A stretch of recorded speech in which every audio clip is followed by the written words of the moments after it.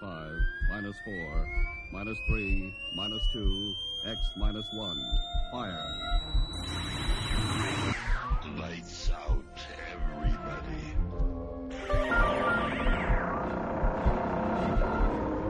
The creaking door. Dimension X. Inner Sanctum Mystery. X minus 1. Dark fantasy.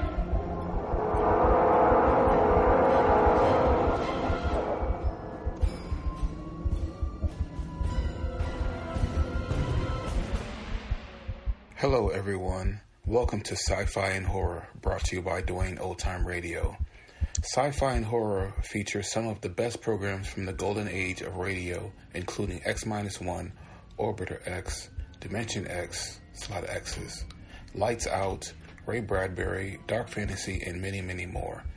Before we start today's sci-fi and horror thriller, if you enjoy what I'm doing, let me ask you to subscribe to my channel. Subscribing is 100% free, and you will receive notifications on new posts. Lastly, if you have a moment, please write a short 1 or 2 sentence review or give a rating on your preferred podcast service. A positive review or rating would help me out a lot. And now, on to the show. And again, thank you for your support. Hope you enjoy. Hello and welcome to a new week of sci-fi and horror. I was going to air an episode from Inner Sanctum, but as I said last month, I really want to try to get caught up and wrap up Orbiter X. So, in order to achieve that goal, instead of airing one episode of Orbiter X, instead of airing 2 episodes of Orbiter X, I'm going to air 4 episodes of Orbiter X. Sounds like an infomercial. The episodes are titled Marooned in Space, which aired November 16, 1959. Operation Salvage, which aired November 23, 1959. Return to Woomera, maybe that's correct, November 30th, 1959. And A Fight Against Time, December 7th, 1959. So enjoy these 4 episodes of Orbiter X on this special week of sci-fi and horror.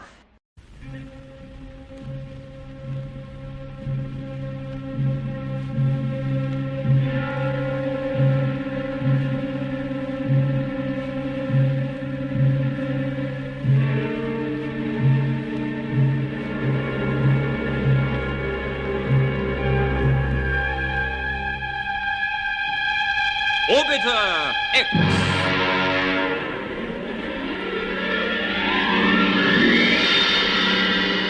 Episode 8, Marooned in Space.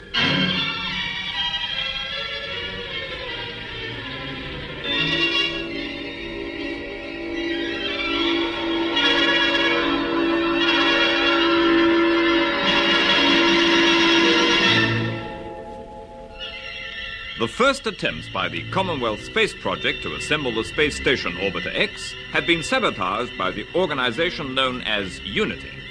Jack Bradley, captain of the first CSP assembly crew, remains captive in Unity Earth headquarters, while Bob Britton, Douglas McClelland, and flight engineer Hicks have been compelled to help with the construction of the station. Unity leader Kramer flies them out to the cluster of components which are circling the world in orbit. He orders them to step out of his ship and board the central rocket which houses the space workshops. Moments after they leave, he receives a signal warning him that he's in danger. Fire has broken out in the interference transmitter, which helps to screen his ships from the ground tracking stations. Straightway he sets course for his Earth headquarters, leaving Bob, Mac and Hickey drifting in their spacesuits alongside the central rocket, 1,000 miles above the surface of the Earth. There's a handrail running right round the hull. Grab it. For Pete's sake, hold on. Okay, Bob. What's Kramer playing at? I don't know. He must have had a heck of a shock to suddenly pull out like that. Maybe the CSP ships have been armed, and they're coming up. Talk about it after we're safely inside this thing. attend on your boot magnets. Yeah. Yes, mine are on, Bob. All right. But don't rely on them. Remember, we've no jet pistols to guide us back if we go adrift. Just follow the rail along to the hatch of the airlock. Okay, I can see it. Good. Open it up. Should be normal pressure inside the hull. Just about everything we need. Keep us going. It's fine. In we go.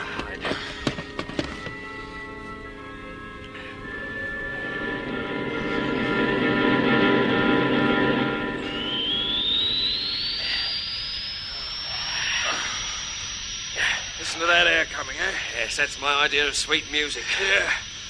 Pressure gauge is rising.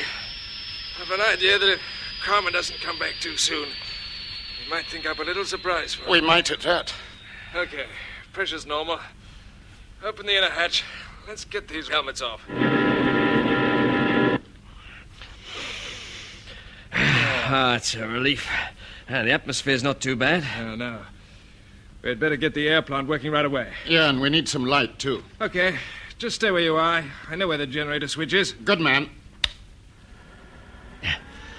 That's the stuff. Now we can see what we're doing. Yes. You can start the air plant. Right, Bob. Well, everything seems to be working. Shall I open the covers of the observation ports, Bob? Yes, we shall have to keep a watch out for Kramer. He'll be back sooner or later. No sign of the blighters yet. And there aren't any of our ships around either. No, I didn't think there would be. Beats me why Cram and his stooge Galvin should buzz off and leave us like this. Well, they know we can't get in touch with Woomera. And they also know that these rockets weren't built to make the return trip to Earth. Yes, but why did they suddenly sheer off like that? Well, they obviously had a sudden panic on their hands. Maybe their ship developed a fault. It could be trouble at their Earth headquarters or their moon base. Yeah. Whatever it was, they've left us to it. The moment Orbiter X was completed, it was up to us to see if they couldn't use it. But now, if they'll give us a little time, we might find a better way out. Anyway, try and relax for a couple of minutes. Let's see what our position is. I'll do a bit of thinking out loud, eh? Good idea. Right. We're more or less in the center of a cluster of 40 rockets which contain all the components of Orbiter X. Fortunately, we happen to have landed on the only one which can supply us with the essentials of life. Uh-huh. And there's a good food store up for it. And we've got oxygen, light, temperature control, and, of course, the workshop machinery. Yeah, bags of machinery, but what are we going to use it for? Well, we can assemble one of the space chariots to start with. All the parts are packed away in the stores, and it's fairly simple to take them out through the airlock, put them together. Yeah, I'm sorry, Bob. I only saw the chariot on the drawing board. What's it really like? Well, it's pretty good. It's so simple. There's just a skeleton framework, rather like an old-fashioned car chassis, Hickey. And it's got two small thrust jets on one end to make it go, and a couple of retros on the front to stop it. Yeah, and it was designed as a means of transport between the components of the space station. I see. You ride it, Hickey, rather like the Roman gladiators used to ride their chariots. Hence the name. Well, I don't think I'd be much good at that sort of caper. In any case, where would it get us? I think I've got the answer. You have? And it might work. Well, come on, what is it? Bradley's old ship, Orbiter 1, and our ship, Orbiter 2, are still circling the Earth at more or less the same altitude we're at now. Yeah, but they're a couple of derelict wrecks. You think so? Well, of course. On Orbiter 2, the jet outlets are smashed, the starboard compressor's headed, the cabin pressure's down to zero, Yes, I know all that, but look around you here. We've got all the facilities for carrying out repairs in space. And if you look in the stores, you'll find all the replacements we need to get our ship working again. Yes, you're right, Bob. Spare jets, compressors, tools, we got the lot. And we can load them onto a chariot, fly them over to Orbiter 2. Yeah, it's a great idea, Bob. It may take a week to see the repairs through, but if we can get away from here before Kramer comes back, why, you never dream of looking for us aboard the old ship. No, he'll probably assume that we were either swept away by his jets when he pulled out, or he'll think we just drifted away in our spacesuits. Yes, which could easily have happened. Yes. Our problem is navigation. We're traveling in orbit over the poles, and Orbiter 2's course is inclined at an angle of about 45 degrees to the equator, as far as I can remember. 47.5, actually. Oh, you know that, do you? Yes, I remember what our course and velocity were when we bailed out. Oh, good for you, Mac. Well, I was in charge of the navigation. All right. And if you give me a little time, I can calculate just when she'll be at her nearest point to us. Yes, which is when we should pick her up with the chariot. Exactly. That's marvelous. If you'll start working on that, Hickey and I will sort out the spare parts and begin putting the chariot together. Okay, but all this is going to take some time. Grammar might just be back before it's finished. That, my boy, is a chance we've got to take.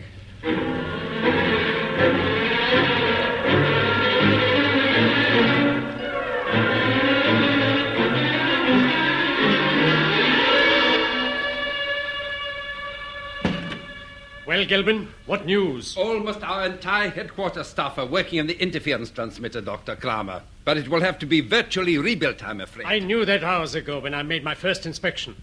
What I want to know now is how long will it take? Several days. And I don't like leaving Britton and his team on Orbiter X. They can do no harm. Perhaps not. But we have an emergency interference transmitter ready for service. It can work for short periods, and it would screen us from the ground monitors if we did decide to fly out and collect Britton. But why? He has no radio and no transport. No, that's true enough. Yes, I think our main concern is Woomera. We know the ships are grounded, but what is happening there? We have no information at all. What we need is an agent at Woomera. Yes, but who? What about this pilot, Captain Bradley? I understand he's changed quite a lot during the past weeks. Oh, yes. Our new methods of indoctrination work quickly. Bradley is quite ready to work for us now, but CSP believe he's dead and still aboard his derelict ship Orbiter 1. Obviously, it will be out of the question for him to reappear suddenly in Woomera. I wonder. I like to see him. Yes, have him brought here. Right. Yes, sir. Have Captain Bradley sent to Dr. Kramer's office at once, will you? Yes, very good, sir. I will see to it. Before he comes in, tell me something about him, Gelbin. Tell me about his mental condition. Well, as a result of our treatment, he's lost interest in all his old associations, including his wife and family in London. Good. He is now opposed to the Commomwealth Space Project, and politically he despises both democracy and military dictatorship. In fact, if you ask him about these things, he will repeat our own party line. He's dedicated to unity. How does he look? Well, as you'd expect. It's obvious he's been through a period of stress, shall we say. You remember his leg was broken, so he still walks with a limp. And he's lost quite a bit of weight. Does he need any drugs? No, not now. His convictions have been stabilized. So he might make a good agent. I'm sure he would. If he could be planted without arousing suspicion. Of course. What have you got in mind, Kramer? I'll tell you later. First, I want to examine Bradley myself. I shall keep the interview very short, just 1 or 2 questions, and, of course, part of the test will be to offer him his freedom. Not that he'll get it, but if he declines the offer, we shall know that he's probably reliable. Yes, I'm certain he is, but you will see. Ah, that'll be him. Come in. Oh, come in, Captain Bradley. You remember me? Yes, you are Dr. Kramer. Of course you do. Gelbin, give him a chair, and perhaps he would like a little refreshment. But of course. Let me see. You had a small fracture in that right leg of yours, didn't you? I hope it's not troubling you too much. As you see, Dr. Kramer, we've been able to take the plaster off for him. I think our medical people have done quite a good job there. Good, I'm glad to hear it. How are you feeling in your general health, Bradley? I'm feeling very well, thank you. Excellent.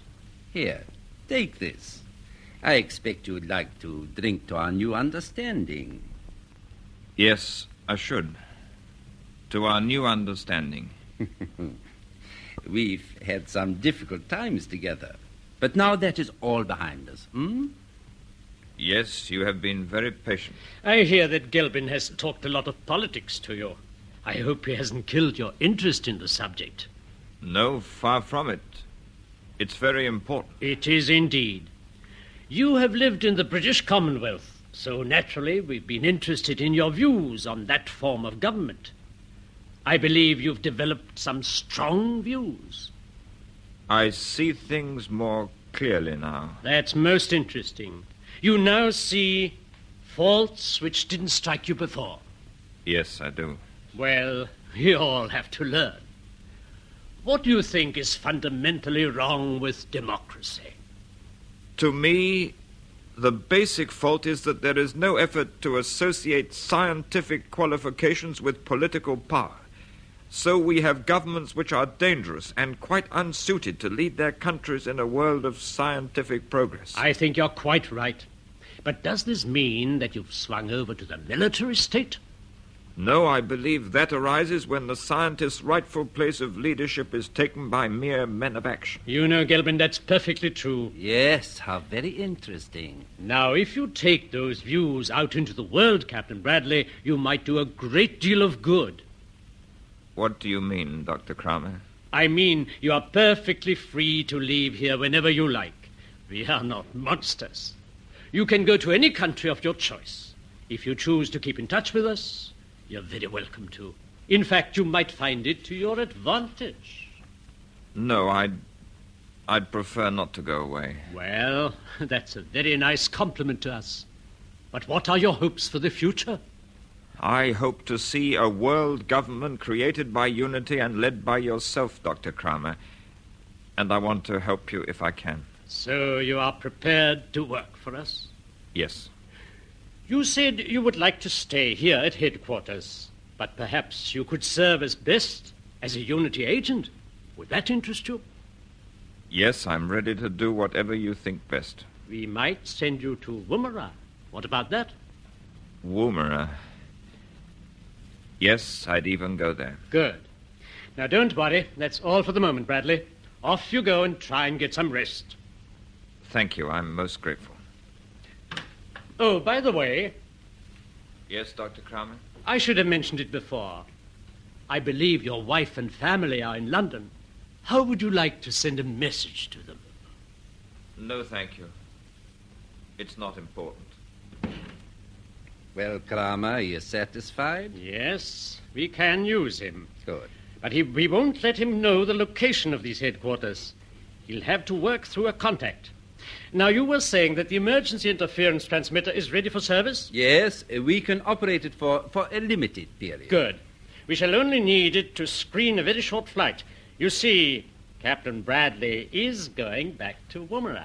But where will you have him picked up? He's supposed to be... Exactly. Our CSP friends will pick him up in the most obvious place of all.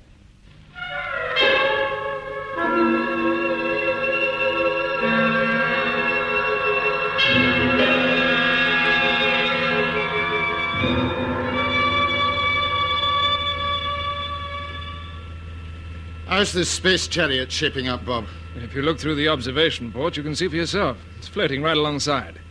Hickey's out there fixing the control panel onto the framework. Framework is right. Looks a bit flimsy, doesn't it? Well, it's good enough for short hops. That's what's worrying me. I've just worked out our course for Orbiter 2. Ah, why didn't you say so? I'm afraid there's a snag. Oh, what's the trouble? Well, the nearest she'll ever come to us is 500 miles. Oh. And 500 miles on that piece of ironmonger is going to be a rather shaky do. Yeah. I don't even know what speed it's capable of. Neither do I. It was only built for pottering about, so nobody ever worried very much about that. In fact, the design is aimed at keeping the speed down as far as possible. Ah, Hickey's coming back through the airlock. Yes, I'll take him on a test run in a moment. Hey, tell me, Mac, how long have we got before Orbiter 2 closes into the 500-mile mark? About 8.5 hours. Hmm. So that gives Kramer plenty of time to come back and step on us. Yeah. Well, how's our flight engineer? Oh, dear. I'd like to meet the bright boys who designed that little lot out there. All right, Chief. Now, listen. I got a nice little surprise for you. Okay, I'll buy it. We're going 500 miles on that chariot. Oh, no. Oh, yes. And we've got about 8 hours to kill before we start.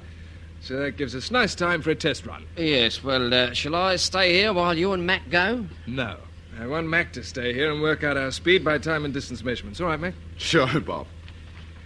Well, we'll just take a trip round the Orbiter X components, Hickey. See if we can remember what's inside the different rockets. Oh, so it's to be a revision test as well, is it? Ah, come on, Chief, snap out of it. Cheer up. Let's get into the airlock. Okay. See you later, Mac. You hope. Thank you.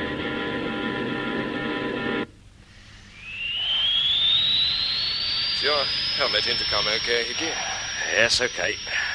Got your anti-magnetic spanners with you? Oh, no, turn it up, Bob. You'll probably need them. Yes, I reckon I will, too. Yes, I've got them. Pressure 0. I'll open the outer hatch.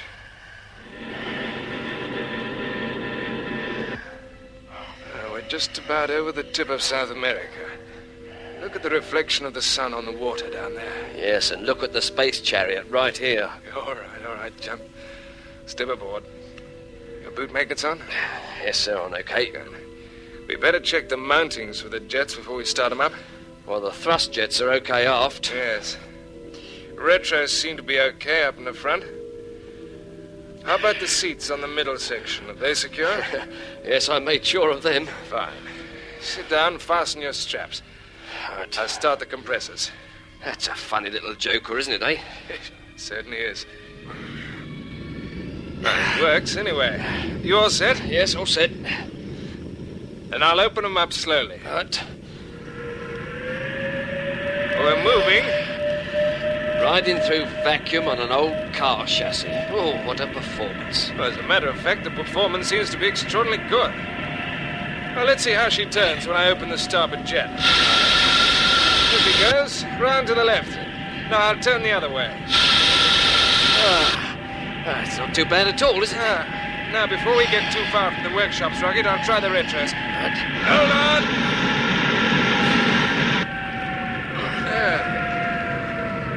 Oh, what do you think of that? There's brakes for you. Yes. Do you mind if I take over, Bob? Yeah, I hope so. Right. Here you get. Right, okay. Now then, steer for rocket number 2. You can see it almost between us and the pole star. Yes, I've got it. I must say, handle's all right. Changing your ideas a bit, eh? Can you remember what's aboard rocket number 2? Yes, now let me think. The middle section of the rocket itself will be part of the space station's central hub. And the station airlock is inside, already assembled. That's right. Yes. Now, open the jets and we'll cross over to the far side of the cluster. Skim round the rockets over there. Right. Oh, I say that thrust doesn't half push you back into your seat, doesn't it? It certainly does. You better slow down or we'll be landing on the South Pole. Yeah. As a matter of fact, you've got to be careful with this thing. It wouldn't be difficult to shoot right down into the atmosphere and burn up. You're right there. Make a turn round. We'll go back to the central workshops. Okay. The rest of the rockets are the really expensive ones. They're carrying the power plant, communications equipment, the laboratory apparatus, and...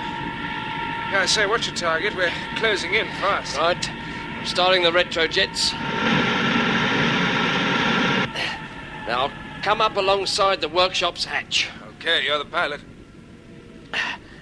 There we are. How's that? Well done. Well, what do you think of the space chariot well, now? I must say I take back everything I said. She may look like an ugly bit of hardware, but my gosh, she handles like a dream. Yeah, she certainly does. And if Kramer will just keep away a bit longer, we'll be aboard Orbiter 2 and back at Woomera within a week. That'll be a shock for him. Quite a shock for Colonel Kent, too, I think.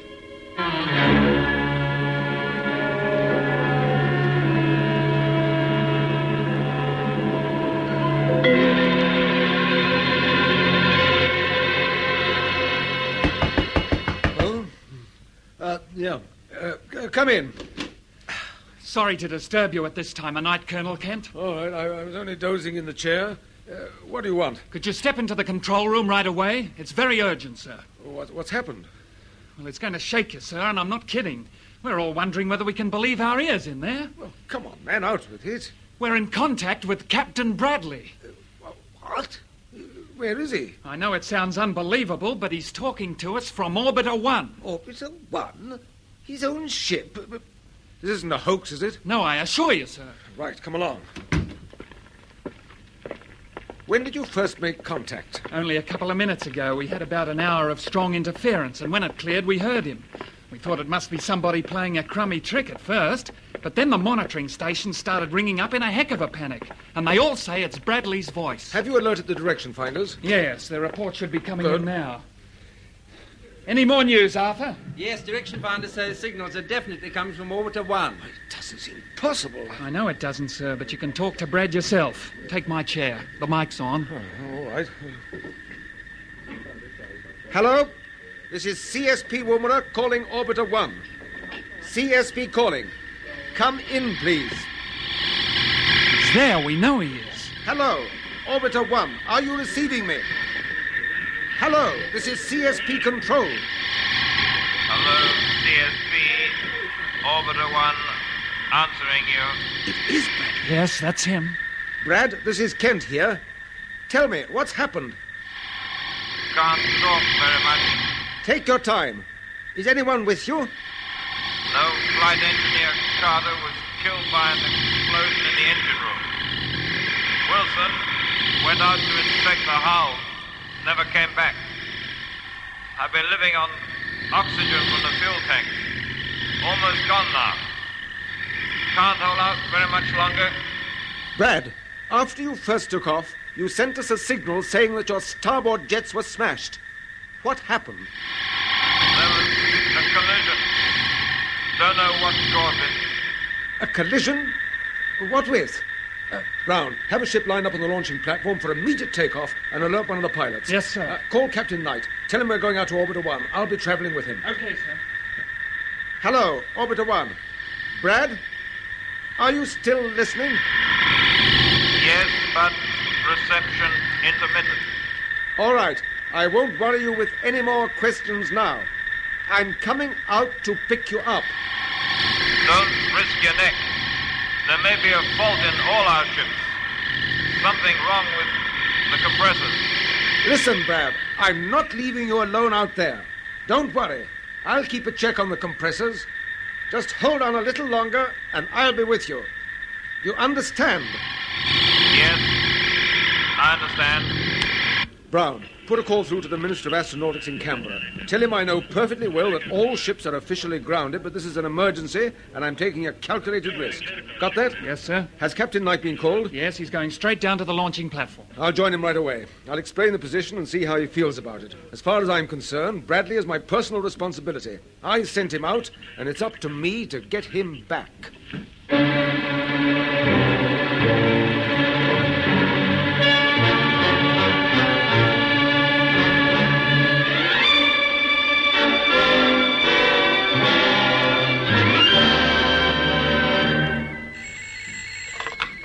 Unity control. Yes. Right, very good. Dr. Kramer. Yes, Kelvin? The tracking office is feeding vision signals straight through to our central monitor. We should see Kent's ship soon after he takes off from Woomera. Good. Stand by with the predictor to check his course and turn up the sound monitor. Right. You know, I must say, from the time we left Bradley aboard Orbiter 1, he has carried out his instructions admirably. His warning about the imaginary faults in the CSP ships was really quite convincing. It was essential that it should be. It ensures that the remainder of the Commonwealth fleet remains grounded. At the same time, it covers us if we should have to take the offensive against Kent. Calling Orbiter 1. This is another signal. CSP Woomera, calling Orbiter 1. Orbiter 1 answering you, CSP. Hello, Brad. Colonel Kent and Captain Knight have taken off safely in a relief ship. Ah, good. They're on their way. You haven't long to wait now, old boy. They'll soon be with you. Thank you, CSP. Hope they make it. Standing by. Yes, Bradley's doing very well. Ah, look. There's Kent's ship coming up on the screen now. Good. Check his predicted course. Right. Now, let me see. The trajectory is... Ah, wait. There's a complication. Look. Yes. Instead of climbing straight up, he's conserving power. And if he follows his present course... Exactly. It will take him dangerously close to Orbiter X, and his attention will be concentrated on the component rockets. And if Britton makes a visual signal, it could hardly be missed. But we can't risk the meeting. What shall we do? I hate altering my plans, but unless Kent changes his course, he will have to be stopped. Check his range and line up the missile. Right. I shall allow Colonel Kent to within 300 miles of the space station. If he approaches closer than that, Gelbin, I shall order you to fire.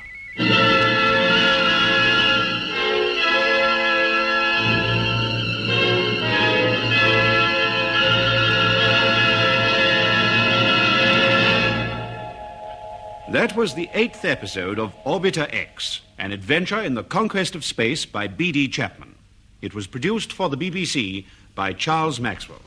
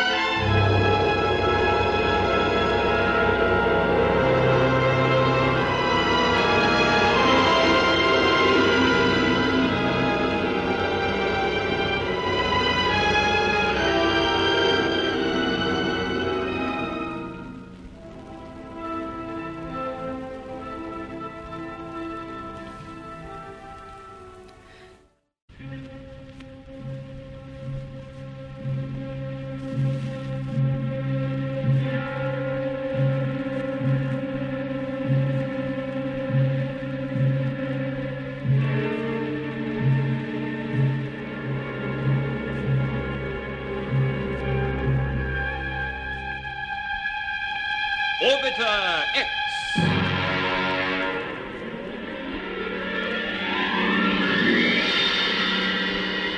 Episode 9, Operation Salvage.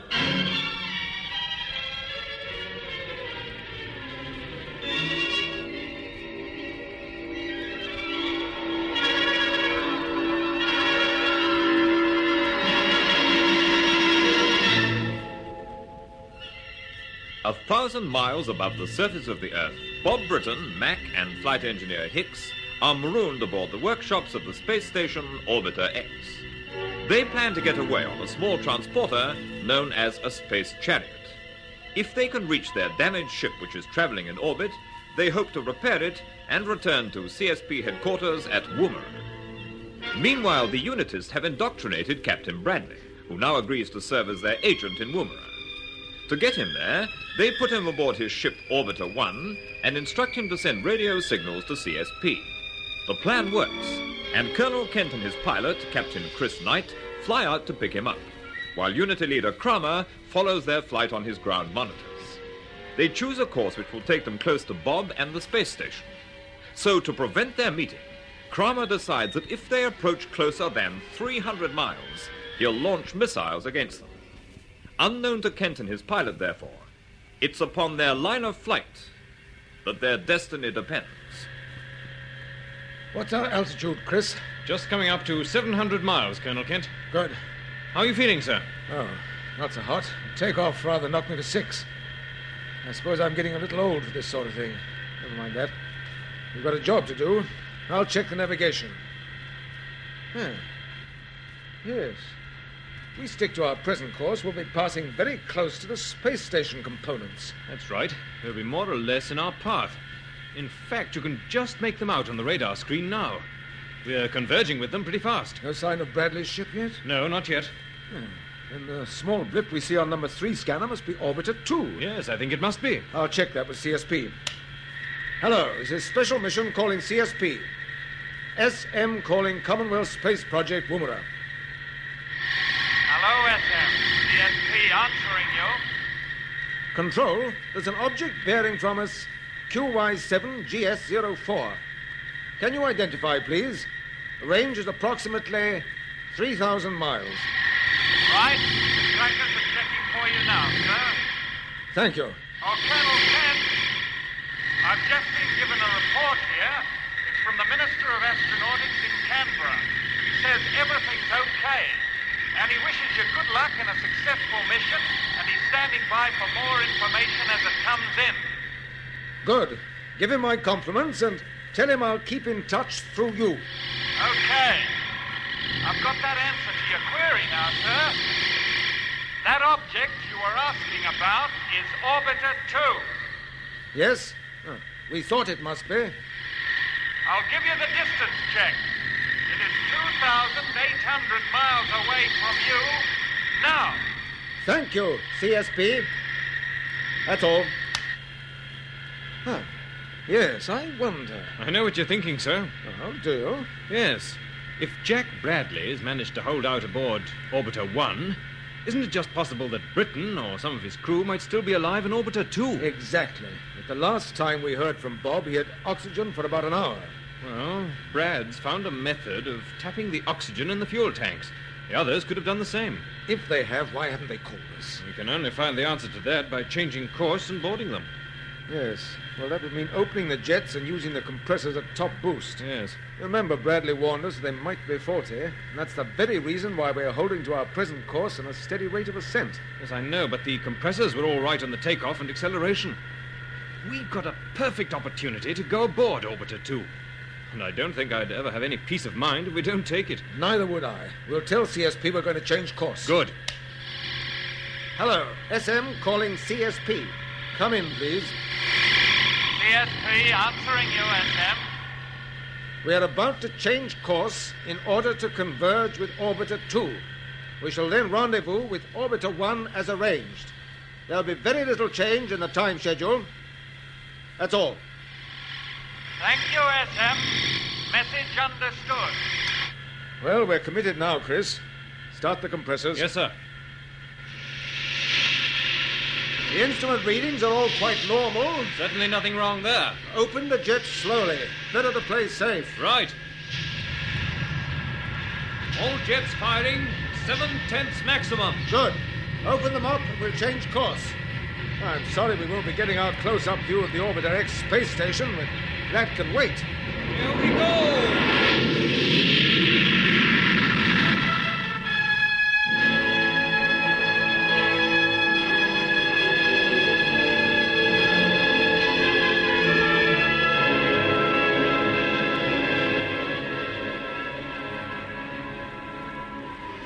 We're away from Orbiter X now, chaps.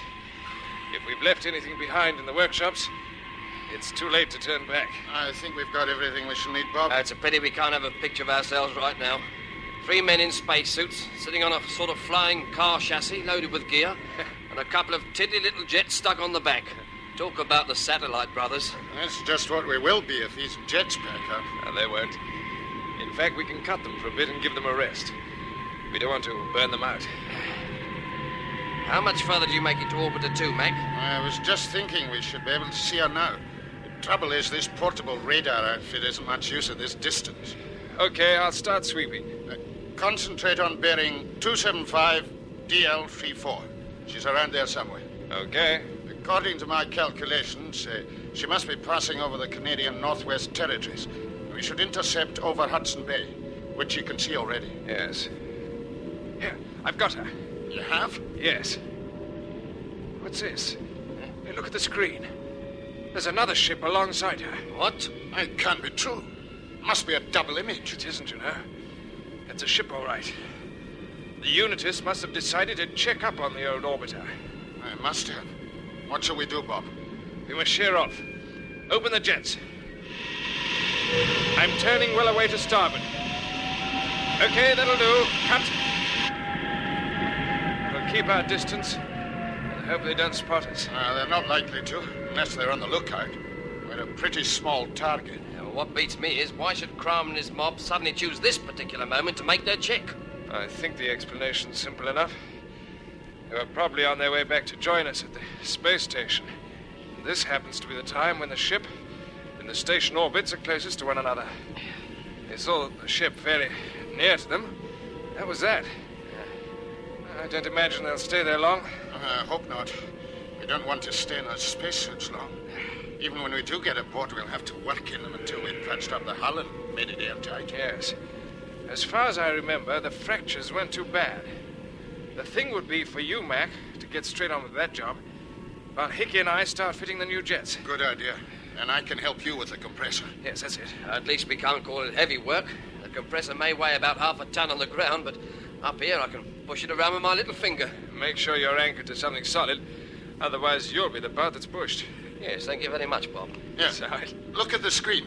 The Unity ship's moving off. Yes, you're right, it is. Oh, thank goodness for that. Shall we get back on course? No, hold on. Watch the screen. If Camm and his friends are going straight to Orbiter X, they'll be coming in our direction. Yes, that's a thought.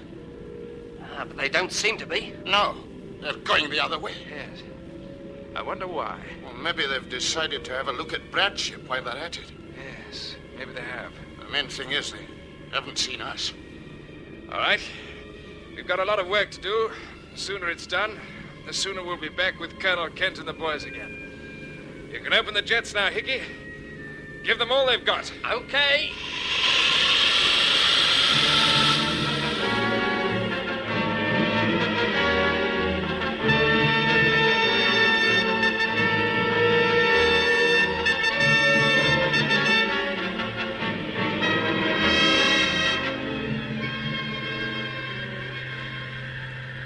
I just don't understand it, sir.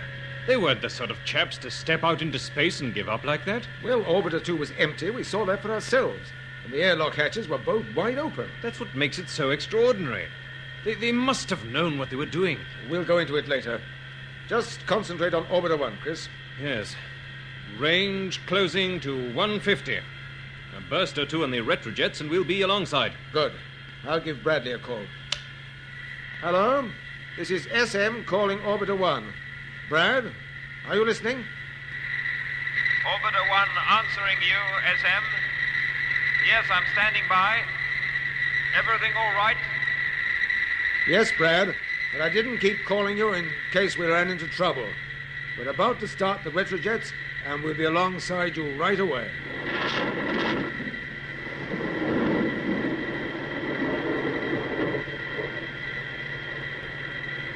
I can see a ship through the observation ports now. They're on target, Chris. Good. Hello, SM. Colonel Kent, I'll bail out and join you as soon as you give the word. You think you can make it by yourself? I can make it. Hold on, Brad. We're trimming up.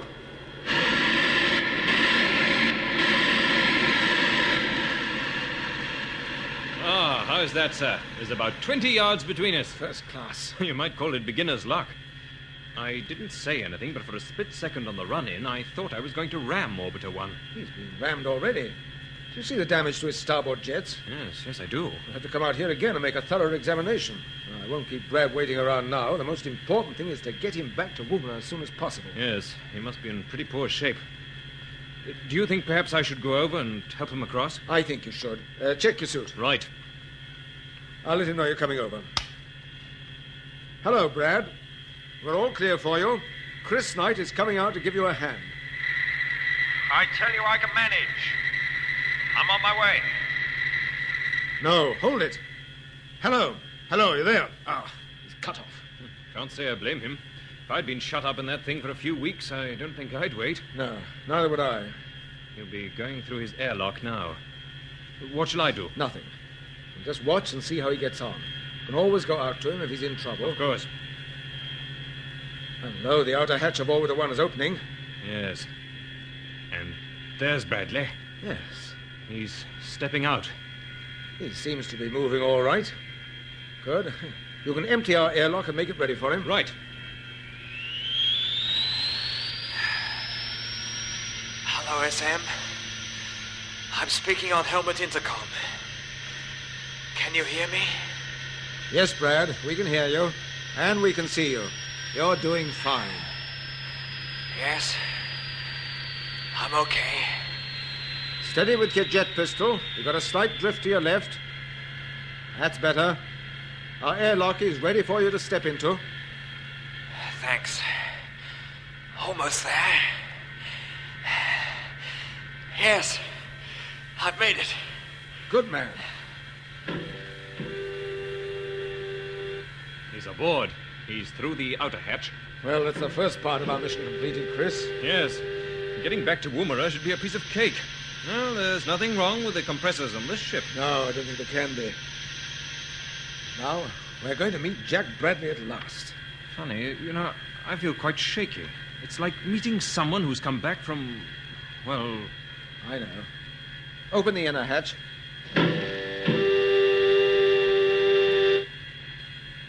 Brad. Get his helmet off, quickly. Right. Oh, poor chap, he looks as if he's practically dead on his feet. Yes. I made it. Yes, you made it. You're safe now. Chris, turn on the small oxygen cylinder and hold the tube close to his mouth. Okay. Keep him steady while I see to the rest of his suit. I've got him. Oh, funny, it never occurred to me until now that when a man collapsed out here, he'd stay more or less upright. Now you know. I'm all right. Yes, well, now don't worry. But what happened to that leg of yours? I don't know. I can't remember. Give me a drink or something. Of course. I'll get a squeeze bottle for you. You'd better lie down now, Brad. I'll help you over to one of the contour seats. All right. I can get there myself. Steady now. I'm all right, I tell you. I can take it. No, but you don't have to anymore. Try and relax. Here's your drink, Brad. What is it? Coffee. Oh, that's fine, thanks. It's good of you to come out for me. The radio packed up, you see.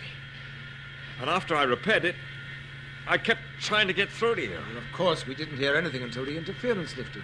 Then we came straight out. You weren't the first one. You mean you saw Britton when he came after you? No, I never saw him. What? Was he out here? Yes. And he never came back. Oh. I'm sorry, that's bad. Brad, what did you mean when you said we weren't the first? I saw plenty of ships. big, beautiful ships. They'd come alongside and tempt me to go out to them. I tried it a couple of times, but whenever I opened the outer hatch, they just melted away. They were all in my imagination. Then I remembered Wilson and I stayed in the cabin.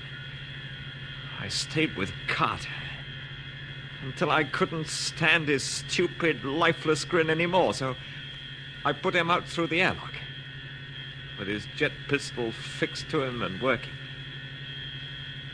And away he went. I see. Brad, are you quite sure that all those ships were in your imagination? Is there a chance they might have been real? Now listen, Colonel Kent, who's round the bend, you or me? I've done a lot of flying. I know when I'm seeing things and when I'm not. Of course. We won't worry you with any more questions. We want to get you back to Woomera as soon as possible. Do you know what it means? Do you think you can stand up to the jet thrust, or shall we wait a bit? No, let's going. I want to feel the ground under my feet again. All right, fasten your straps. Chris, start the compressors and we'll move out of orbit. Yes, sir. Taps open. Here we go.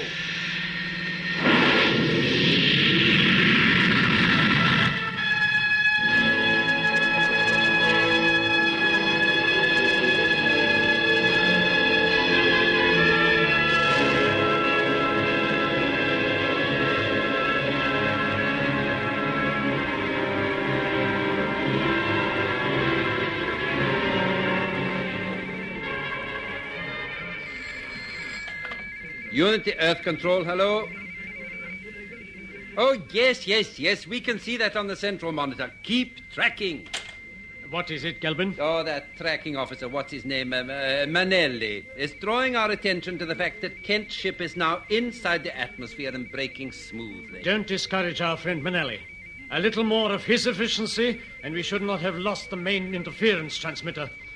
Turn up the sound monitor. Right. We should hear Woomera broadcasting the preliminary landing instructions. Flight 1, EV 74, range 1545. There they are. Hello, SM. Repeating. You are bearing 281 EV 74, range 1545. Open your retrojets to 110 maximum. SM to CSP, 110 it is. Thank you. Colonel Kent and his pilot don't know how lucky they are, do they, Kramer? No, they don't. They were fortunate to keep clear of Orbiter X. Their sudden change of course towards Britton's ship came just in time. I hope their apparent success doesn't go to their heads, because if it does, they may start regular flights again. If they do that, it should give Bradley an opportunity to exercise his newly found talents. He might carry out a little sabotage on our behalf. Yes, so he might. But our task now is to restore interference transmissions quickly and get to work on the assembly of Orbiter X. And while Captain Britton and his team are waiting for us, they will have ample opportunity for reflection. After a few more days in zero gravity, they should be even more willing to cooperate.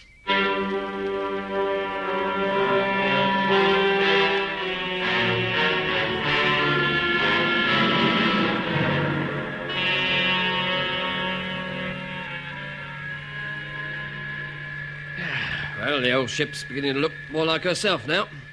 You had any luck with the radio, Mac? No, Bob told me to lay off it. Did he? Yeah, well, it's pretty obvious that if we started transmitting, his signals would be intercepted by Kramer, and we'd be on the receiving end of the missile before you could say knife. Yes, I know that, but we'll have to use the radio just before we land. Why? Well, ships don't just drop down into Woomera without getting ground clearance first. This one's going to. Hey, you two. Stop nattering and help me check over the new compressor, will you? Yeah, Bob. Coming. Now, look. We can't afford any mistakes. Once we start moving, we've got to keep going. Otherwise, the unitists will be on our tail. True. Hickey, you're supposed to be the expert. Have a look at these connections. Aye, sir. Chief Petty Officer Hicks, forward. Yeah, sometimes I wish I still was a chiefy. Just think of all that flight engineer's pay that's pouring into that account of yours while you're out here. Oh, I don't know about that. I reckon my wife's drawing a widow's pension by now. Oh, well, let's have a look at the plumbing. I've checked the jets outside, Bob. They seem to be fine. Yes, I went over them myself, too. It seems to me that the weakest part of the repair job is the hull. I don't know how those patches are going to stand the strain once we start diving through the atmosphere. Oh, I don't know either. Well, before we get going, we'll check our pressure suits and helmets. We'll need them if the hull starts opening up. You're right. What about the ship's temperature control? Do you think that's okay? As far as I can see, it is. If we start burning up when we hit the air, well, you'll know it isn't. Oh, thanks for telling me. This compressor job looks fair enough, Bob. I'll open the valves and test for leaks. All right, Hickey. Go ahead. Yeah. Yes, it sounds all right. Yes, the gauge is steady. There's only one more test we can carry out now, and that's to open the fuel taps and see how she goes. Right. Back to the control cabin, chaps. Let's see whether it was all worthwhile, eh? Shut the bulkheads, Mac. Now, check your suits. Get into your seats. I hope we're going to start moving out of orbit. My suit's okay. Yes, and mine. Right. Well, this is our big moment. If the jets work, don't forget we've got to keep them going whatever happens. Any questions? No questions. We've asked all the questions, Bob. Let's see if we've found the right answers. Okay. Open the taps. The jets are working. Orbiter 2's back in service. Watch those engine indicators, Hickey. Right, Bob. And Mac, you know your job? Sure. The navigation's up to you. I know. And without any radio and half the instruments gone, the best of British luck.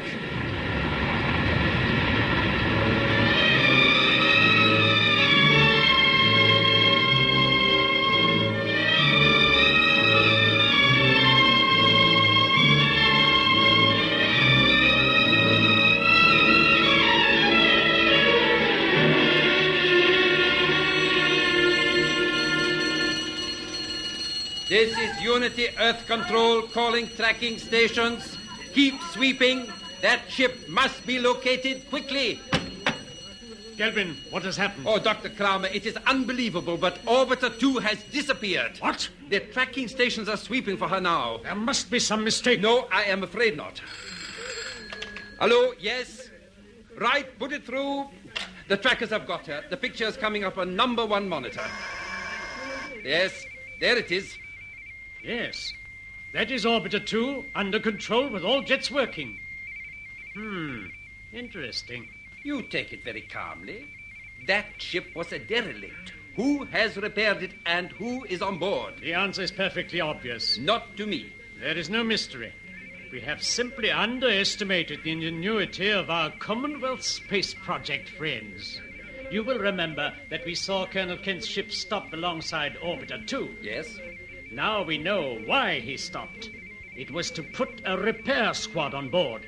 They would have taken all the necessary equipment with them, and this is the result. Yes, of course, you're right. Then what are your instructions? I see no reason for extreme measures.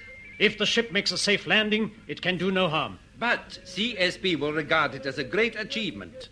First, Colonel Kent arrives back safely at Woomera with Bradley. Then, if his salvage squad arrive, confidence will be restored and flying restrictions may be relaxed. You may be right there, Gilbin. Then what do you suggest? Let me see.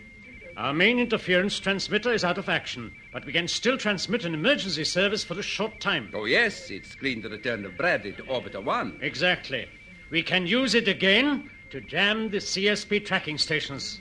Also, it will cut all communications between Orbiter 2 and Woomera. Of course. And without the help of electronics, the ship is hardly likely to make a successful landing. No. Even more important, perhaps, the people at Woomera will have little or no warning of its approach. They may even regard it as hostile and take the appropriate defensive action.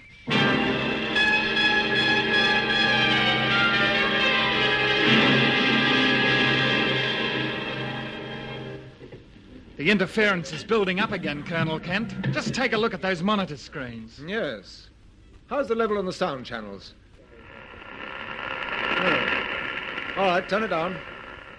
It's a strange thing, you know. It's been absolutely clear since you picked up Captain Bradley.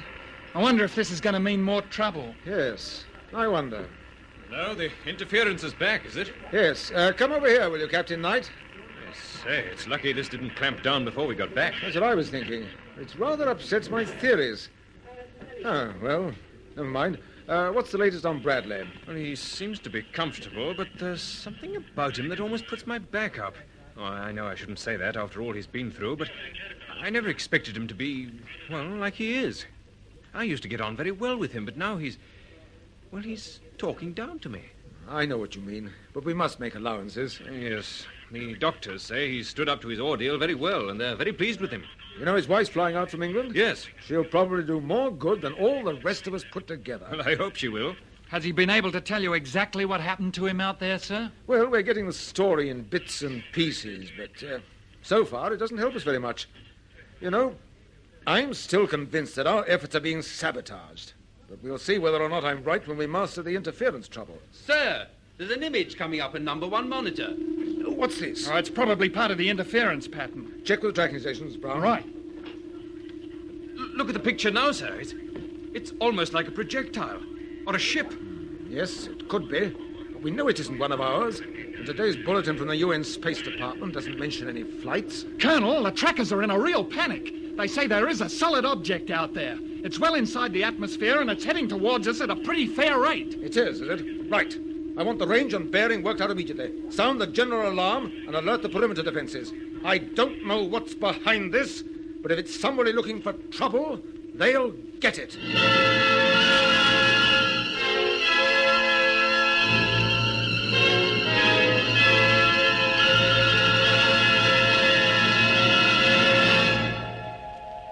So ends the 9th episode of Orbiter X, an adventure in the conquest of space by B.D. Chapman. It was produced for the BBC by Charles Maxwell.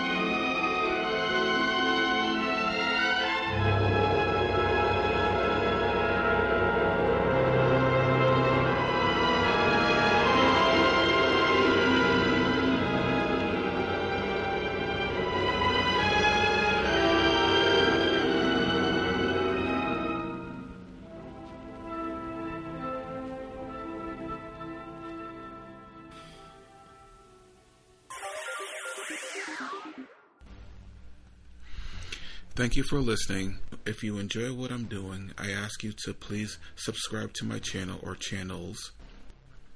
Well, hope you enjoyed, and until next time, stay safe, wish you well, peace.